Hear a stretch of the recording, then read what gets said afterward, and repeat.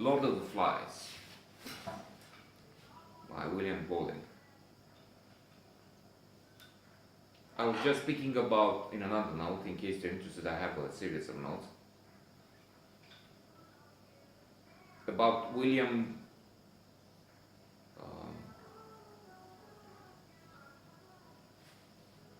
what's the name of the author? I forgot, but it's very close. He's the author of Adventures in the Screen Trade. This guy doesn't help me concentrate, I'm sorry. Without attention there's no flow, no high achievement, but there it is.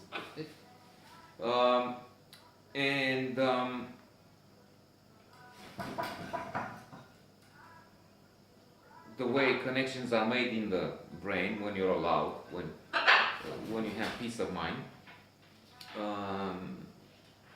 From Adventures in the Screen Trade and Gone with the Wind, which is mentioned there, I arrived to Lord of the Flies, which is not present there, and it's just a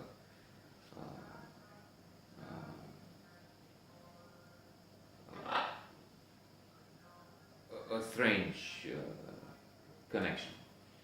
Anyway, this is a book that is so fascinating to me that I remember how I read it through for the second time.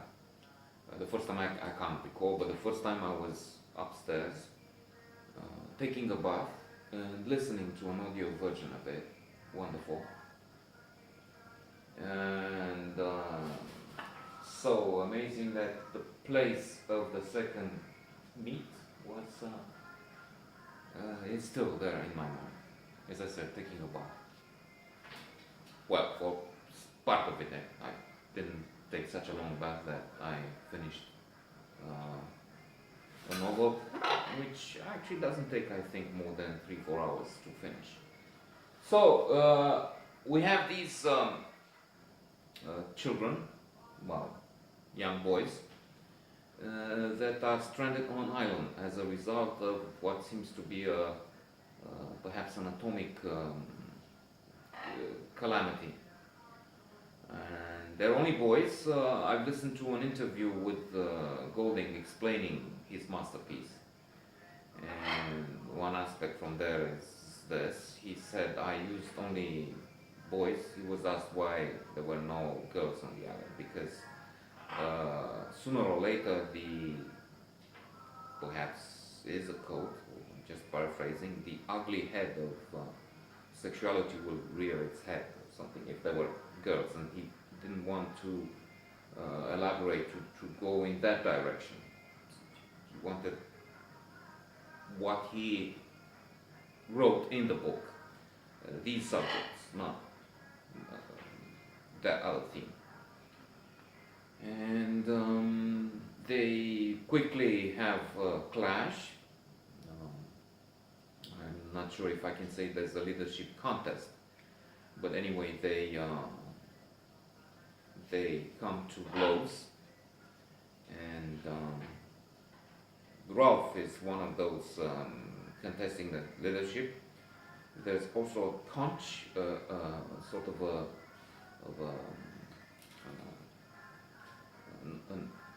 sea object. I don't muscle. I don't have the word for it now. Shell, sort of special shell which has a shape, and then they use it as a way to attract the attention, to sound the alarm, and also to exert authority of some kind. That's one element, one symbol. Another is the eyeglasses of a boy who's a bit overweight, if not a little more overweight, and they just crush his eyeglasses at one point. I remember how, well, if not sad, how upset I was by this incident and others. And to conclude this note, there will be others, I'm hoping, I refer to another thing that William Golding said about this masterpiece, and it stays in my mind, and I use it to understand the world in a way, out of that island and Lord of the Flies, because it applies here in this district community, in this country, and in other places. And that is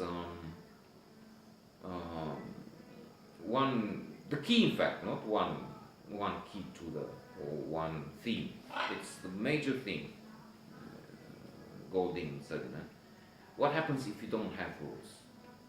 Because there are no rules at one point on that island.